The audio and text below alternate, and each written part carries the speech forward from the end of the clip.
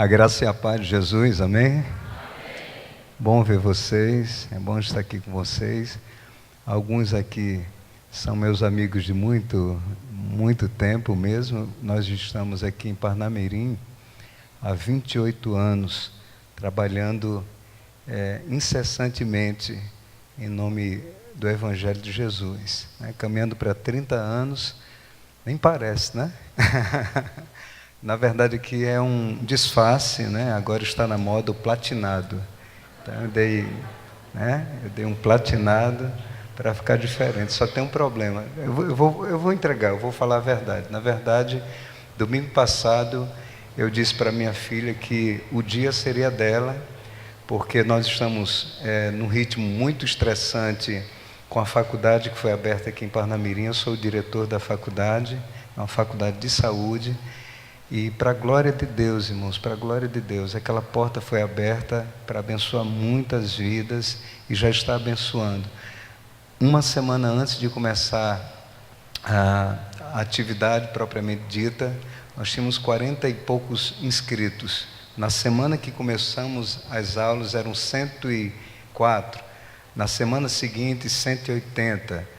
Agora, ontem inauguramos mais 2 turmas da pós. Semana que vem acho que vamos passar dos 300. E aí eu cheguei para o diretor geral, que não é evangélico. Olhando nos olhos dele, eu disse o seguinte: sabe o que é isso? Milagre de Deus. Ele ficou parado, pensativo, foi embora. Ele é de Fortaleza. Depois ele me ligou: ei, realmente o que está acontecendo aí em Parnamirim é um milagre de Deus. Graças a Deus. Bem, voltando à história, domingo correria, eu queria dar tempo para minha filha, foi uma semana muito estressante, e aí cheguei em casa 5:50. A celebração da gente começava às 6:30. O que é que eu fiz? Começa a parte mais delicada, tirei aqui e tirei aqui. E fiz carreira e cheguei no horário, né? Gosto de chegar pontualmente. Só tem um problema. Minha esposa falou o seguinte: enquanto você não tirar, greve.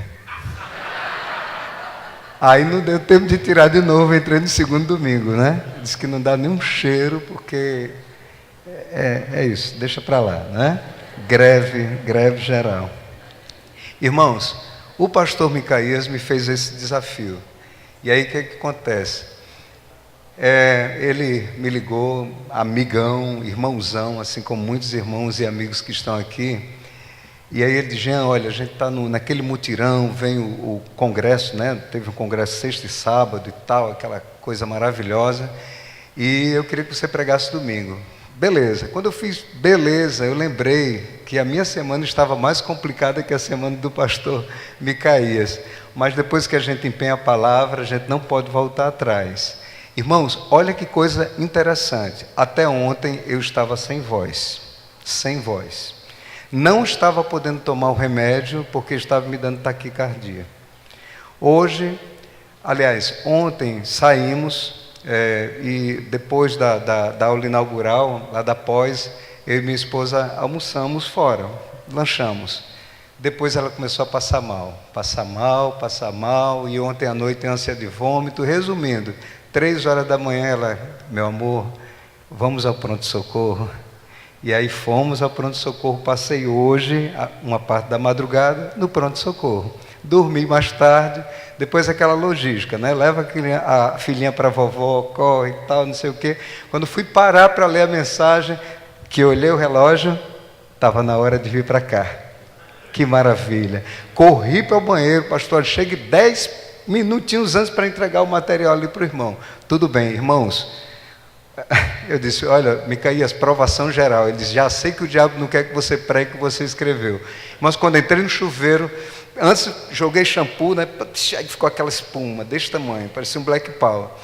Quando abri a torneira, o que aconteceu? Nunca, em 3 anos que eu estou no condomínio lá em Nova Parnamirim, faltou água. Nunca.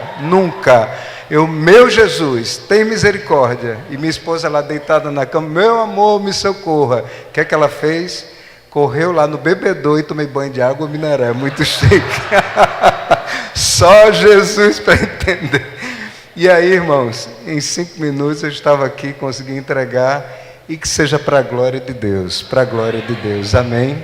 Amém, irmãos, amém. Bem, a série que os irmãos estão pregando, que o pastor Micael está pregando, é a série Fazendo Toda a Diferença. E o texto-chave, os irmãos conhecem, né? Eu gostaria que vocês lessem em voz alta o texto-chave da série, que é Mateus 5, dos versos 12 a 16. Vocês podem ler em voz alta?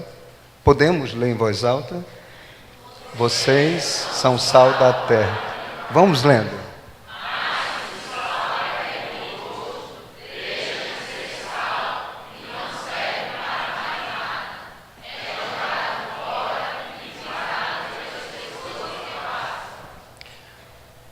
Vocês, continuando, tem mais?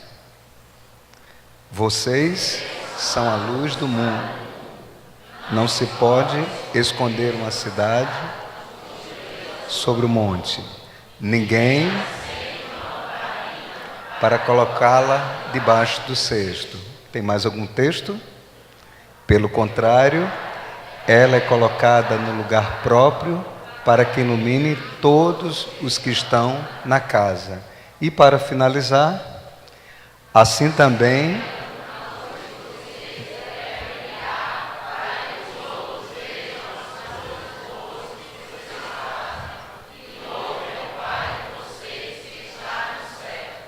ok, queridos, pode passar, meu querido, pode passar o slide. Ok, irmãos, só mais um detalhe em relação ao sal. As mulheres utilizam sal e os homens também gostam muito de cozinha. Para quê, gente? Temperar, não é isso? Mas o sal também preserva. E tem um outro detalhe que eu queria dizer aos irmãos. O sal tempera. O sal preserva o alimento, preserva. Se nós somos sal, vamos preservar este mundo que carece de Deus. Mas tem um outro detalhe. Coloque bastante sal na sua boca e veja o que acontece. Coloque sal e vá fazer as suas atividades. O que vai acontecer se você comer uma comida muito salgada? Você vai ficar com muita sede. O sal também provoca sede. Se nós somos sal, vamos provocar sede de Deus nas pessoas? Amém? Amém? Ok. Vamos provocar então esta sede de Deus. O título da minha mensagem, era aquele que estava ali no slide anterior, é Vivendo o que é óbvio em Deus. Vivendo o que é óbvio em Deus. E eu queria ler o texto de Tiago, que é o nosso texto base. Tiago, capítulo 4, eu tenho o texto aqui também. Eu vou ler na Nova Versão Internacional, Tiago, capítulo 4, a partir do verso 13. Ok? Então vamos ler esse texto, por gentileza, irmãos. Todos, se puderem ler acompanhando aqui o slide, ficaria melhor. Ouçam agora, vocês que dizem, hoje ou amanhã iremos para esta ou aquela cidade. Passaremos um ano ali, faremos negócios e ganharemos dinheiro. Vocês nem sabem o que lhes acontecerá amanhã. Que é a sua vida? Vocês são como a neblina que aparece, tá me acompanhando, meu jovem? Que aparece por um pouco de tempo e depois se dissipa. Ao invés disso, deveriam dizer, se o Senhor quiser, viveremos e faremos isto ou aquilo. Repita essa parte. Se o Senhor quiser, viveremos e faremos isto ou aquilo. Agora, porém, vocês se vangloriam das suas pretensões. Toda vanglória como esta é o quê? Maligna. Pensem nisto, pois. Quem sabe o bem que deve fazer e não faz, comete pecado. A partir deste texto, eu queria fazer a seguinte pergunta: o que é preciso, irmãos e irmãs, para fazermos toda a diferença? A partir da leitura bíblica do texto-chave, o que é preciso para fazermos toda a diferença. O nosso personagem é Tiago e Jesus. Ou seja, a partir da perspectiva cristológica de Tiago, o nosso personagem, Tiago, nós vamos procurar fornecer algumas pistas, vamos dar algumas luzes a respeito da referida pergunta, que é o que é preciso para fazermos, o que é necessário para fazermos toda a diferença. Então vamos perceber, a partir da perspectiva cristológica de Tiago, como ele vai nos responder a esta pergunta tão importante. Amém, irmãos? Amém. Deixa a sua Bíblia aberta no livro de Tiago e, à medida que formos expondo, procurei, assim, seguir fielmente a orientação do nosso pastor. Fiz um esboço maior do que o que vocês receberam, ele diminuiu, meu poder de síntese é horrível, né? Mas ele fez um ajuste perfeito, né? Depois vou fazer um curso com o nosso pastor para a gente aprender também a ser mais sucinto, né? E tentar melhorar ainda mais. Queridos, algumas considerações importantes. Ainda na infância, ainda na tenra idade ou na adolescência, nós somos influenciados pelo meio, pelo contexto sociocultural no qual somos inseridos. O jeito de sentar, o jeito de falar, os nossos cacuetes, tira só um pouquinho do agudo aqui, pelo menos do meu retorno. Viu que eu sou uma mistura de pernambucano, mineiro, paulista, pessoense e norte rio-grandense. Foram os lugares que eu morei e esse chiado do pernambucano eu nunca consegui assim, aprimorar, não é? É bacana. Mas, enfim, nós somos influenciados por uma série de fatores, o jeito de falar, né? O chiado, o sotaque. Eu aprendi a falar oxo, ai, sou, nó, trem, né? Quando uma coisa é bonita lá para o mineiro, ele vai dizer o seguinte: olha, eu comi um trem bom, misericórdia, comi um troço grande daquele de ferro, deve dar uma gastura, né? Então, comi um trem bom, então, olha, quando é que eu acerto tal endereço? Você segue toda a vida, meu Deus, deve ser longe pra caramba esse negócio, né?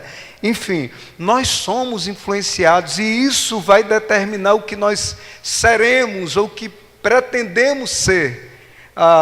Enquanto profissionais, enquanto pessoa, pai, mãe, enfim.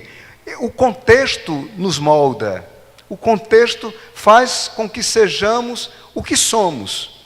Agora, claro, irmãos, que é normal, é salutar, nós traçarmos planos e sonharmos com uma vida melhor.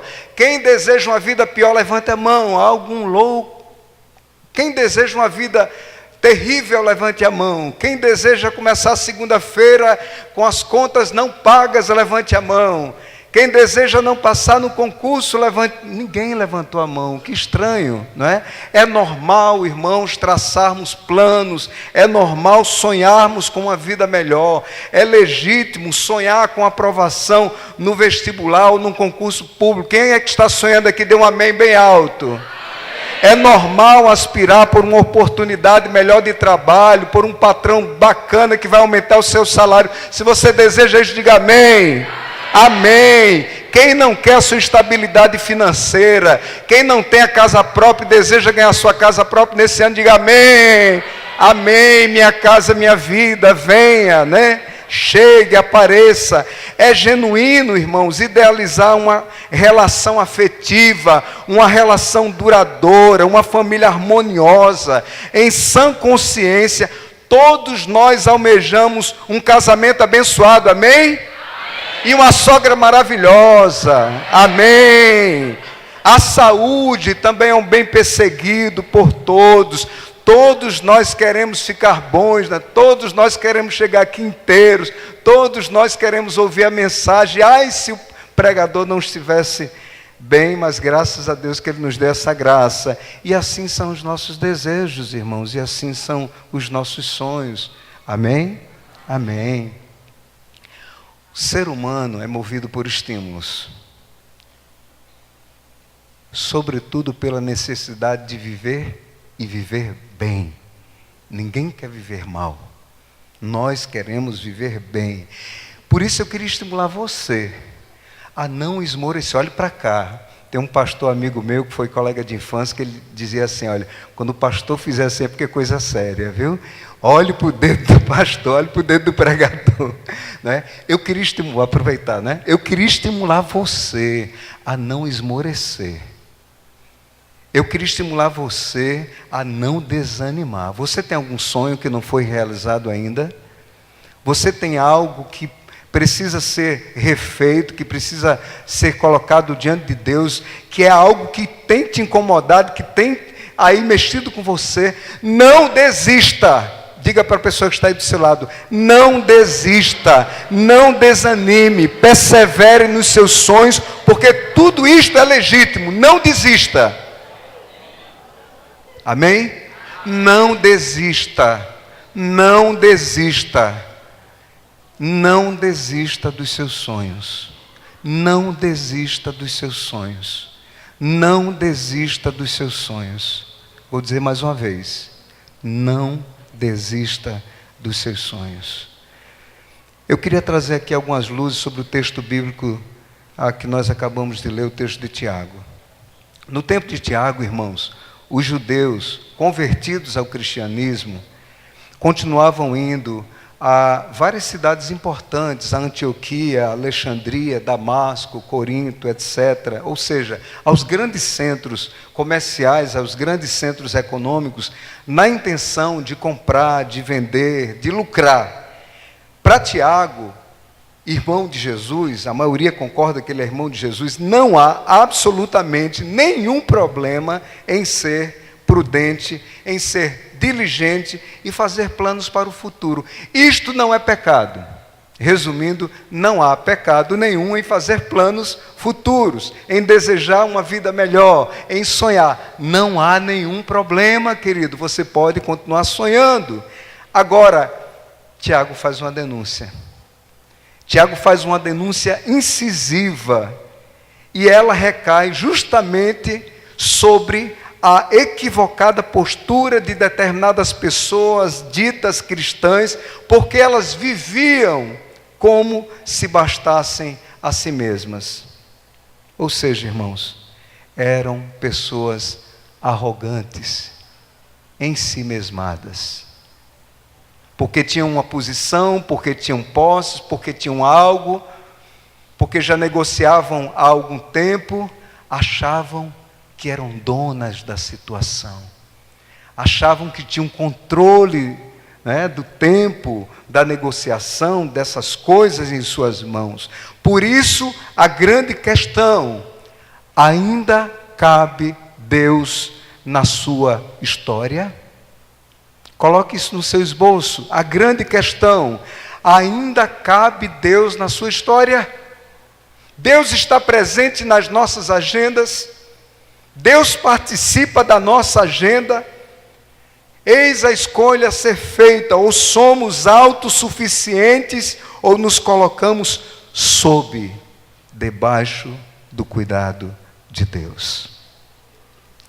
Neste particular, irmãos, a Bíblia fala do perigo de investirmos a nossa energia física, mental e emocional, fazendo aos nossos planos, aliás, aos nossos olhos, planos incríveis, maravilhosos, mega projetos, mas, complete aí, deixarmos Deus de fora.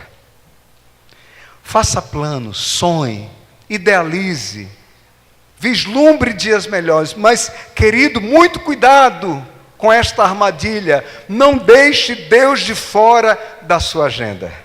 Amém? Este é o grande perigo, este é o grande risco. Se Deus não participa, se Deus não dirige as nossas decisões, o nome disso é malignidade ou mundanismo. Se Deus não está presente na minha agenda, se eu faço as coisas da minha maneira, da minha forma, e Deus não está presente, isto é malignidade, segundo Tiago. Por isso eu gostaria que você respondesse para você mesmo, não em voz alta. Responda com sinceridade. Onde tenho posto os meus sonhos? os meus projetos, os meus empreendimentos, os meus dons, os meus ministérios, os meus talentos, as minhas habilidades, onde estão sendo postos? Deus tem aprovado o seu relacionamento, o meu relacionamento. Jovem, Deus tem aprovado o seu namoro, o seu noivado. Deus tem aprovado o nosso casamento, as nossas amizades. Deus tem aprovado as amizades, os amigos com os quais você tem se relacionado. Como cristão, tenho sido honesto nos negócios? A minha oração é apenas um rito religioso ou o verdadeiro alicerce das minhas escolhas? A Bíblia é um artigo decorativo aberto no Salmo 91 ou o meu manual de sobrevivência? Ouvir a pregação, que maravilha, é bom a gente ouvir uma pregação maravilhosa, uma pregação consistente, mas eu pergunto, ouvir a pregação é um mero entretenimento dominical ou uma oportunidade para discernir a vontade de Deus para a minha vida? Pense nisso, querida, pense nestas perguntas. Tiago não nos condena por fazermos planos futuros, contudo, o problema insiste quando idealizamos viver, desconsiderando Deus e a sua vontade, que é boa, perfeita, completem e agradável. Além disso, irmãos, a situação se agrava quando, por causa de algum prestígio social, como eu já falei, de algumas posses, quem sabe de uma boa voz, ou um corpinho bonito, ou ainda um bom currículo, o orgulho passa a ilusão de sermos superiores e queridinhos de Jeová. Há um filósofo francês cristão chamado Paul Ricoeur. E ele, refletindo a respeito do verdadeiro fundamento da ética, ensina algo que mexeu muito comigo. Um pastor amigo meu me apresentou aos textos do Paul Ricoeur, e o conceito de ética deste filósofo me chamou muita atenção. Ele ensina o seguinte, olha, preste atenção, que coisa linda, maravilhosa. Paul Ricoeur ensina que o compartilhar, qual foi a palavra que eu falei agora? Compartilhar. Eu só escutei vocês aqui. Qual foi a palavra, gente? Compartilhar. Ele ensina que o compartilhar envolve necessariamente comunhão com o outro. O compartilhar envolve necessariamente comunhão com o outro. Para ele, a comunhão é a compreensão, olha que coisa linda, de que eu faço parte do outro e o outro faz parte de mim. Que maravilha. Olha só, irmãos, eu posso ser obrigado a fazer algo contra a minha própria vontade, eu posso até ser martirizado. Alguém pode nos obrigar a estar num lugar que não queremos. Muitas vezes falamos o que não queremos, o que não desejamos. Alguém pode impor, pode nos constranger, mas ninguém pode nos forçar, nos constranger a compartilhar. Por quê? Porque compartilhar se sustenta somente na comunhão e na convicção de fazermos parte de um só corpo. Compartilhar tem a ver com comunhão. Compartilhar tem a ver com a perspectiva de que nós somos um só corpo. Sabe por que esse projeto está dando certo e vai continuar avançando? Sabe por que o projeto desta comunidade local vai continuar prosperando? Porque nós entendemos que fazemos parte de um só corpo, que nós fazemos parte de uma só família. Por isso há um compartilhar, por isso Deus tem estado presente, por isso esta bênção, e Deus vai continuar multiplicando, queira os maledicentes ou não. Amém? Vai sim, Vai, porque Deus está nesta obra, irmãos. Deus está conosco, Deus está com você, Deus está com este projeto. Vocês entenderam, estão entendendo que nós somos parte de um só corpo. Quando eu falo com o pastor Micaías, meu pastor Micaías, e o nosso projeto, e a nossa igreja lá como está, nós não podemos departamentalizar, dividir a cidade sei lá, por regiões, por áreas, sei lá o que. Irmãos, o campo é o mundo, a visão aqui tem que ser de reino, nós somos um só corpo, e precisamos influenciar, salgar, iluminar toda Parnamirim, amém? Todos fomos comprados pelo mesmo sangue, pelo mesmo sacrifício, temos um só Senhor, e todos nós somos servos e membros de um só corpo, o corpo de Jesus, amém? Lendo o pensamento de Ricoeur, eu lembrei da belíssima oração sacerdotal de Jesus, em João capítulo 17. O destaque é para o efeito poderoso da unidade. Ele vai dizer o seguinte, versos 11, 21 e 23, João 17. Pai Santo, guarda-os em teu nome, que me deste, para que eles sejam um como nós. Unidade. Verso 21. Rogo a fim de que todos sejam um, e como és tu, ó Pai, em mim, eu em ti, também sejam ele em nós. Unidade. Para quê, irmãos? Para que o mundo creia que tu me enviaste. Verso 23. Eu neles quem? Em nós, não é? Eu neles e tu em mim, a fim de que sejam aperfeiçoados na unidade. Para quê? Para que o mundo conheça que tu me enviaste e os amaste, como também amaste a mim. Unidade. Unidade. Amém, irmãos? Por outro lado, irmãos, Tiago faz a seguinte advertência sobre a autossuficiência. Primeiro, toda vanglória é maligna, porque nos afasta de Deus e das pessoas. Toda vanglória, toda vaidade, todo individualismo, todo orgulho, toda ostentação é maligna, é danosa, é destruidora, porque nos afasta de Deus e das pessoas. Gente, se relacionar com uma pessoa azeda, arrogante, é complicado, né? Você já se deparou com gente assim, que chega com o nariz empinado, se achando, né, o rei da cocada branca, preta, marrom, seja lá qual for a cor da cocada? Chegou fulaninho. Mas pense no inverso, quando a gente encontra aquela pessoa doce, aquela pessoa humilde, aquela pessoa meiga, quando a gente se lembra daquela pessoa, né, chega a dar aquela saudade no coração. Olha bem, Tiago está dizendo que toda vanglória é maligna porque nos afasta de Deus e das pessoas. Segundo, ainda que impressionemos, seja através da música, da voz, sei lá, ainda que impressionemos através de sei lá, do que, e até nos enxerguemos muito capazes ou habilidosos, lembre-se, o controle do nosso destino não está em nossas mãos, mas nas mãos de Deus. E, em terceiro lugar, na melhor das hipóteses, somos como uma neblina, ou como orvalho, ou como um vapor, que aparece por um pouco de tempo e logo se dissipa, desaparece.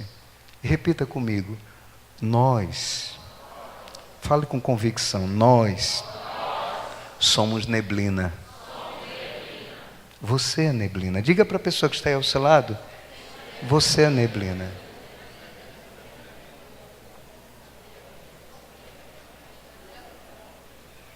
Nós somos neblina. Você é neblina. Ah, mas espera aí, olha, eu sou doutor, pós-doutor. Você é neblina. Ah, mas eu tenho tantos empreendimentos, eu sou empresário, você é neblina. Ah, mas espera, você é neblina.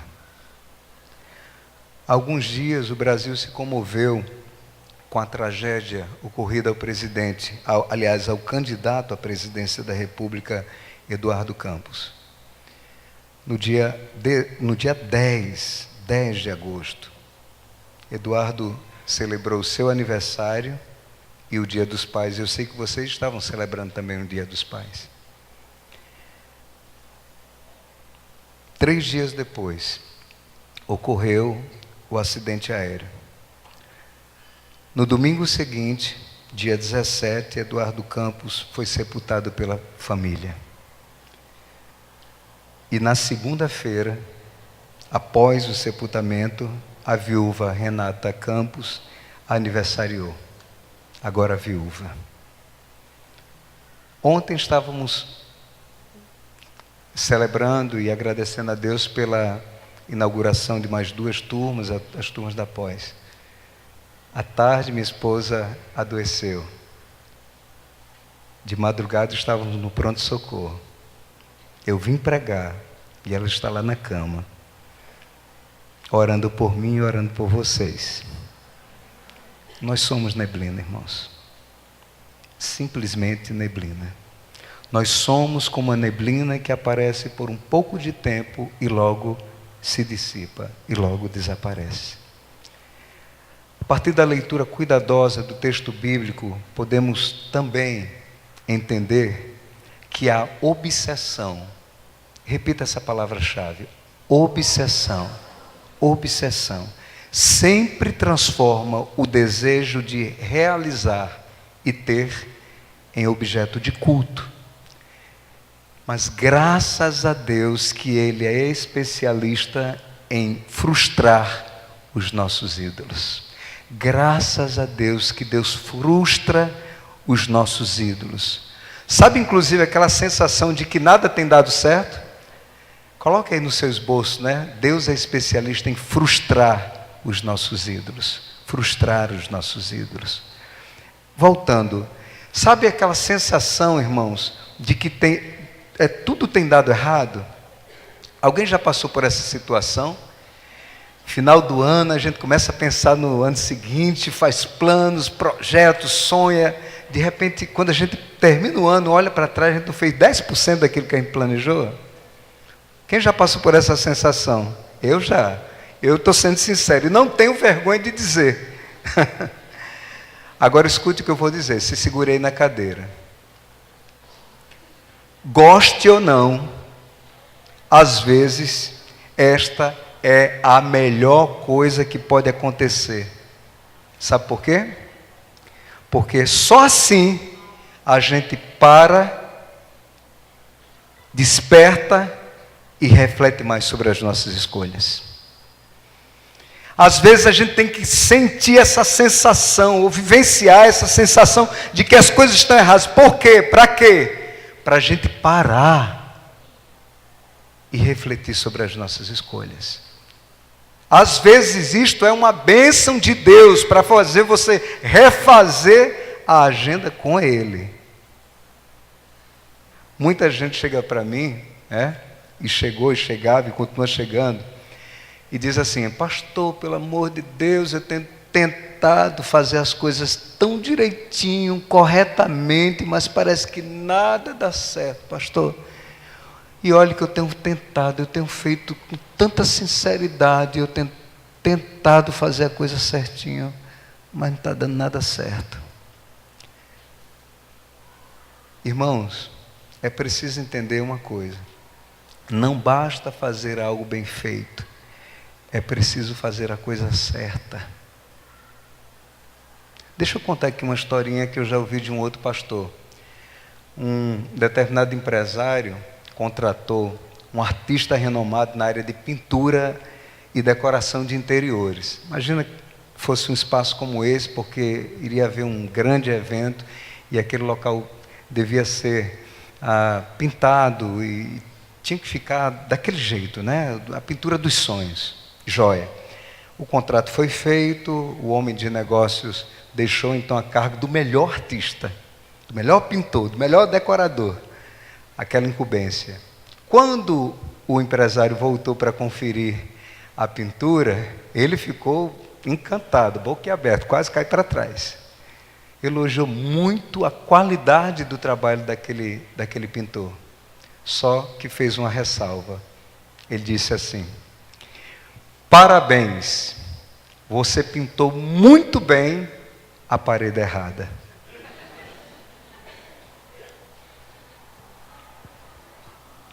Não basta fazer algo bem feito, é preciso fazer a coisa certa. Por isso eu queria perguntar, irmãos, as nossas escolhas têm sido determinadas por Deus ou continuamos relutantes em querer as coisas do nosso jeito? Eu só lembro da minha filha, né? Eu quero, mas eu quero, minha filha, né? Mas eu quero. Ela tem 7 anos e 2 meses, né? Nós estamos relutantes, fazendo como meninos na fé, ou Deus está escrevendo a agenda conosco? Quantas vezes nós temos orado para saber se as motivações, se as nossas motivações estão alinhadas em Deus ou à vontade de Deus? Temos orado, irmãos? Temos feito bem a coisa certa? O sábio Salomão nos alerta no Salmo 127, versos 1 e 2. Se o Senhor, vocês conhecem, não edificar a casa, inútil trabalham os que a edificam, ou inútil é fazer bem feito a coisa errada. Se o Senhor não guardar a cidade, em vão vigia. Inútil também vos será levantar de madrugada e dormir tarde, trabalhando arduamente por alimento. Agora, aos seus amados, ele os dá enquanto dormem. Ou seja, aos seus amados, ele os dá enquanto descansam nele. Que maravilha! Aquele que descansa em Deus recebe dele aquilo que é necessário. Que tal descansar em Deus? Que tal descansar o coração em Deus? Não, mas eu tenho que resolver, amanhã é segunda-feira, misericórdia, eu tenho que sair daqui. Descansa no Senhor. Diga para a pessoa que está do seu lado: descansa em Deus. Descansa em Deus. Descansa em Deus. Entrega o teu cuidado ao Senhor. Lembra? Confia nele e o mais Ele fará. Glória a Deus por isso. O pastor Israel Belo de Azevedo declarou que a partir da modernidade o homem se tornou escravo da sua própria autonomia. Que contraste! Noutras palavras, o homem quis tomar as rédeas da própria história em detrimento de Deus. Aí sabe o que aconteceu? O bom homem, que queria resolver todos os problemas do mundo, quase o destruiu com 2 grandes guerras mundiais no espaço de 3 décadas. O bom homem, agora livre, começou também a perceber que a liberdade continuava disponível apenas aos poderosos. Fecha aspas, fecha aqui a palavra do pastor Israel Belo de Azevedo e eu completo.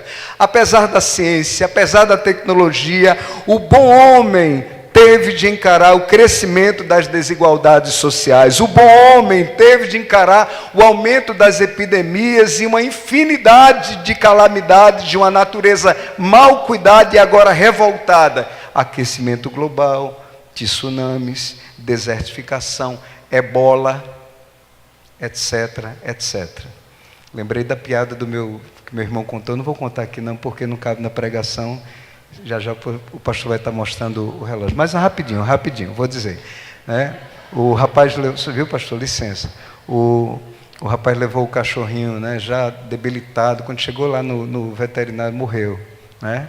Aí ele olhou e disse: só pode ser a bola. Né? Aliás, só pode, exatamente, né? Isso é bola, deram bola. Aí disse: já chegou aqui no Brasil, né? Sem nem contar a piada. Isso é bola. Já chegou no Brasil. Eu disse que não queria contar, tá vendo? Sou bom de piada. Disse: isso é bola. Já chegou aqui no Brasil, ficou preocupado. Pronto.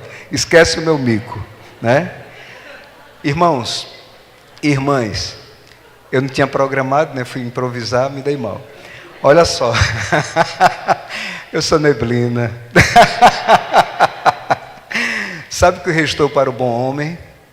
A conclusão do pastor Israel Belo de Azevedo: simplesmente a certeza de não ter certezas.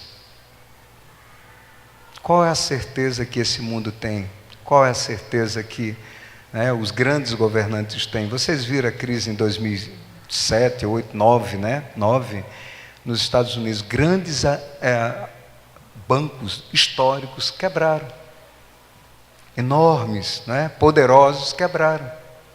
Até os grandes podem cair, até os impérios podem cair. Mas passa o céu e a terra, mas a palavra do Senhor permanece para sempre. Amém? Você pode dar uma salva de palmas ao Senhor dos Senhores, ao Deus Todo-Poderoso. Pode passar o céu e a terra, mas aquilo que Ele tem prometido para a sua igreja, para o seu povo, se cumprirá integralmente. Tiago vai dizer, olha, engraçado, Israel Belo de Azevedo tem um livro, e aí ele fala sobre essa questão do bom homem que se frustrou. E isso está em consonância com a afirmação de Tiago no verso 14. Vocês nem sabem o que lhes acontecerá amanhã. O que é a sua vida? É um vapor, uma neblina que aparece por um pouco e logo desaparece. Ou seja, nós somos neblina. Após entregar a palavra de Deus, Tiago faz a seguinte conclusão: quem sabe que deve fazer o bem e não faz, comete pecado. Eu vou parafrasear: quem sabe o bem de andar sob a vontade de Deus e não o faz, comete pecado. Esta última declaração nos lembra do capítulo 1 do mesmo livro de Tiago, os versos 22 a 25. Ele vai dizer o seguinte: olha, aquele que ouve a palavra e não a guarda é semelhante àquele que olha a sua imagem no espelho e esquece da sua própria aparência. Gente, que loucura! Que loucura! Olha só, aquele que ouve a palavra de Deus e não a guarda é semelhante a alguém que se olha no espelho e se esquece da sua aparência. É semelhante. Espera aí, se eu perguntasse a 2, 3 pessoas para descreverem a sua fisionomia, você erraria essa descrição? Somente no estágio avançado de falta de bom senso, de percepção, de sei lá de quê. Isto é um caso grave. O que ele está dizendo é o seguinte: quem não ouve a palavra está numa situação, e não aguarda, está numa situação perigosa. Se você perguntar, Jean, descreva agora o seu rosto, eu vou dizer, novamente, cavanhaque platinado, alguns reflexos, dizem que homem fica charmoso, certo? Sobrancelhas pretas, olhos castanhos mel, 3 sinaizinhos aqui, e minha esposa me acha lindo e convencido. Mas, irmãos, olhe só, aquele que não guarda a palavra, ou seja, o conselho de Deus, é semelhante a uma pessoa que desconhece a si mesmo, ou seja, sem a orientação de Deus, somos potencialmente capazes de cometer todo tipo de desgraça, todo tipo de atrocidade. E aí, quando a gente comete uma besteira, uma torpeza, ou quando muitos cometem uma torpeza, ainda se perguntam: meu Deus, como eu fui capaz de fazer isto? Como eu fui capaz de pisar na bola? A resposta é óbvia, irmãos. Sem Deus, nos perdemos em nossas ações, em nossas motivações. Complete aí, eu acho que está no seu esboço. Sem Deus, nos perdemos em nossas ações. Sem Deus, nos perdemos em nossas ações. Sem Deus, nos perdemos em nossas ações.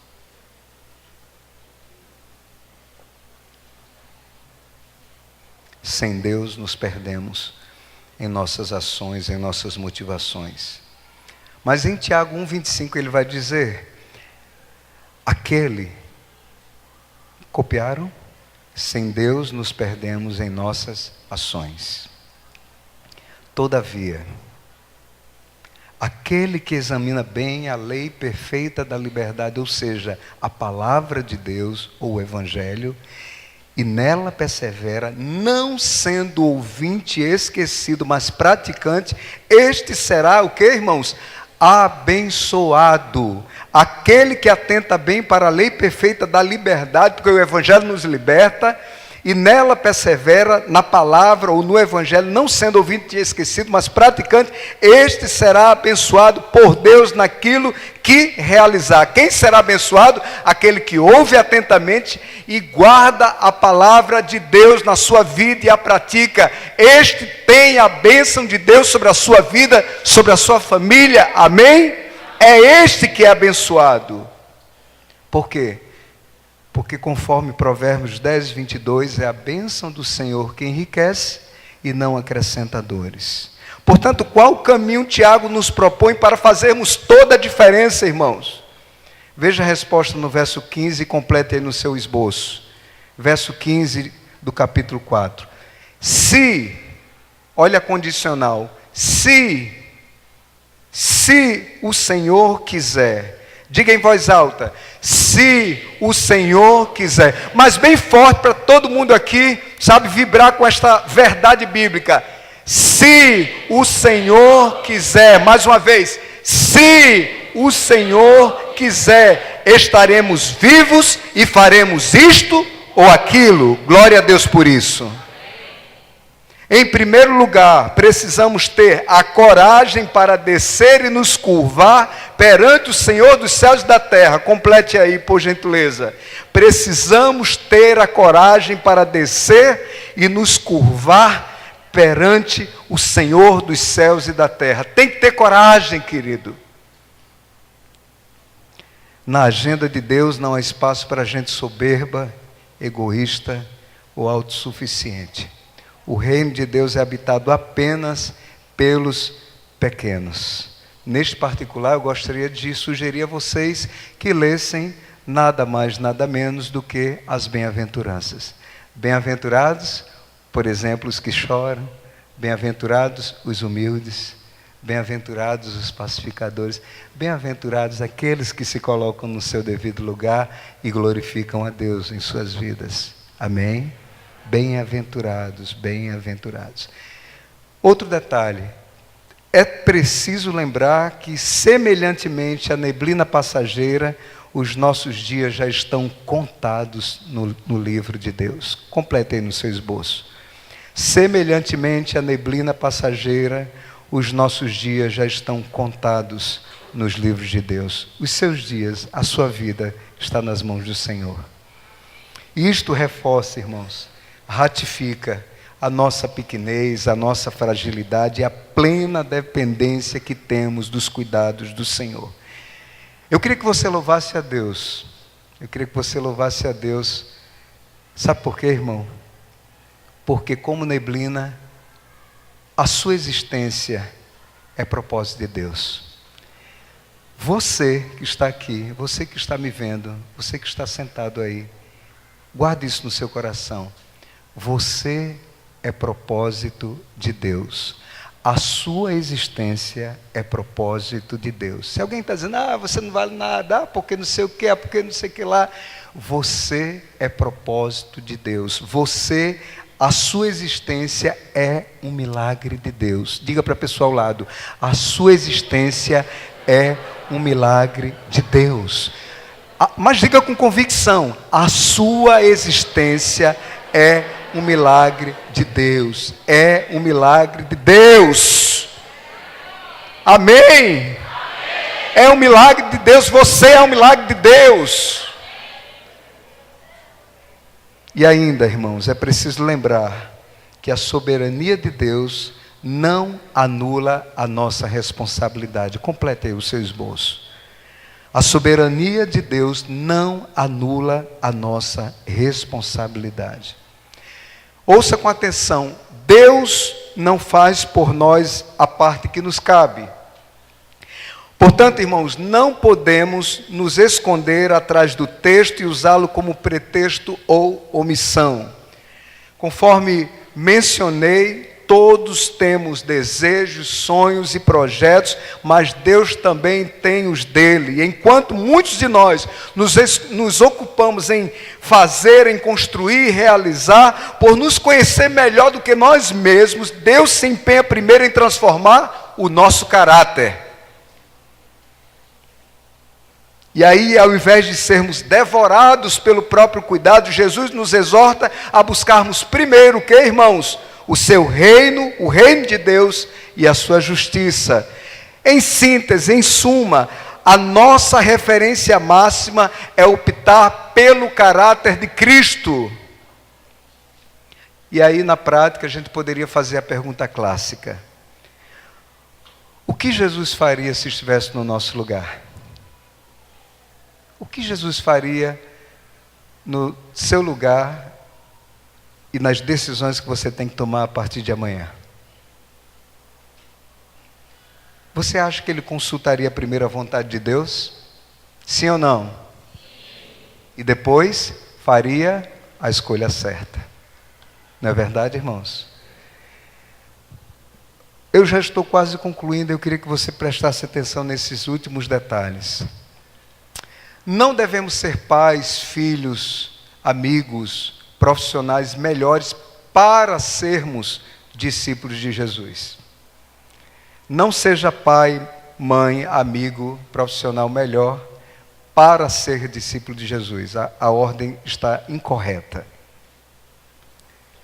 Porque somos discípulos de Jesus, esta é a ordem certa, porque somos discípulos de Jesus, é que nos tornamos pais, amigos, filhos ou profissionais melhores. A correta ordem de valores faz toda a diferença, porque somos discípulos de Jesus, as demais coisas nos serão acrescentadas. Por isso Jesus orou assim: Pai nosso, seja feita a tua vontade, assim na terra como no céu. Portanto, irmãos, se desejamos ser plenamente realizados, não podemos queimar as etapas definidas por Deus. E o primeiro passo, aqui no texto bíblico, é buscar o seu reino e a sua justiça, isto é, sermos como Jesus. Simples assim. Ser como Jesus. Veja o versículo 15, a última ou a penúltima referência. Se o Senhor quiser, diga comigo, faremos isto ou aquilo. Perceba, o ponto de equilíbrio para as nossas atitudes e a nossa prosperidade é a vontade de Deus. A partir deste princípio, concluímos que para fazermos toda a diferença, as nossas ações precisam ser regidas por aquilo que é óbvio em Deus, ou seja, por aquilo que é patente em sua palavra. Simples assim. Aí agora responde em voz alta, aqui é a conclusão, e aí a gente encerra com estas questões. Deus quer que eu seja fiel à minha esposa, sim ou não? Sim. Então vou vigiar o meu coração para não cair no laço do diabo, isso é viver o óbvio. Devo viver intrigado com as pessoas? Logo, eu preciso liberar perdão no meu coração. Como disse Jesus, perdoa as nossas dívidas, assim como perdoamos os nossos devedores. Deus quer que eu seja um cristão frutífero? Sim. Sendo assim, meu irmão, eu vou desenterrar o meu dom, o meu talento, o meu ministério, a minha virtude. Eu vou procurar o pastor Micaías e vou perguntar a ele o que eu posso fazer, se eu posso arrumar as cadeiras, qual é a minha missão, como eu posso colaborar, como eu posso somar para que aqueles projetos glorifiquem ainda mais o Senhor dos senhores. O Senhor quer que eu seja um avarento e negligente, sim ou não? Não. Nem todo mundo respondeu. Não gostaram? De novo, o Senhor quer que eu seja um avarento e negligente, sim ou não? Não. Então vou pedir a Deus um banho da sua graça, sabe por quê? Ou sabe para quê? Para que eu seja um abençoador, uma pessoa generosa, e porque isto redunda em louvores a Deus. Deus quer que eu desobedeça aos meus pais, filhos? Deus quer que eu desobedeça os meus pais, filhos? E aí a Bíblia diz assim: irei honrá-los em tudo, e conforme afirma a palavra de Deus, os meus dias serão abençoados e prolongados sobre a terra. Deus quer avivar a minha vida, sim ou não? Sim. Se o Senhor deseja, hoje é tempo de derramar o coração diante dEle, amém? Amém. Deus quer que eu seja engolido pela ansiedade, sim ou não? Não, então, diz a palavra, pela oração e súplica, com ações de graças, farei conhecidas as minhas petições diante de Deus. E assim afirma a palavra: a paz de Deus, que excede todo o entendimento, guardará o meu coração e a minha mente, ou seja, preservará integralmente a minha vida em Cristo Jesus. Sabe o que Paulo está dizendo? Ele está dizendo simplesmente o seguinte: esta frase, os termos que ele utiliza são termos militares. Noutras palavras, o texto diz assim: a paz de Deus, que excede todo entendimento, ou seja, é uma paz que diz: meu Deus, o que é isso? Que coisa maravilhosa o Senhor está fazendo comigo. Eu não compreendo o agir de Deus, mas está acontecendo na minha vida. Glória a Deus por isso. A paz de Deus, que excede todo entendimento, guardará o meu coração e a minha mente, ou preservará integralmente a minha vida em Cristo Jesus. Parafraseando, a paz de Deus, diga comigo, a paz de Deus é a sentinela da muralha. A muralha é Jesus, guardando integralmente a minha vida. Olha só, gente, a paz de Deus é a sentinela, e a paz de Deus guardará. A paz de Deus é a sentinela na muralha. Se você está ansioso, sem paz, está na hora de voltar para dentro da muralha Jesus. A paz de Deus, que excede todo entendimento, vai guardar a sua vida por completo. Eu estou ansioso, estou agoniado, estou aperreado, né? Como diz o nordestino, volta para dentro da muralha chamada Jesus. A paz de Deus é a sentinela da muralha Jesus, guardando integralmente a minha vida. Irmãos, para finalizar, devemos andar em espírito e em verdade? Sim. Se desejamos, irmãos, devemos simplesmente viver o que é óbvio em Deus, ou o que é óbvio na sua palavra. Amém? Você pode curvar sua fronte e orar ao Senhor neste momento.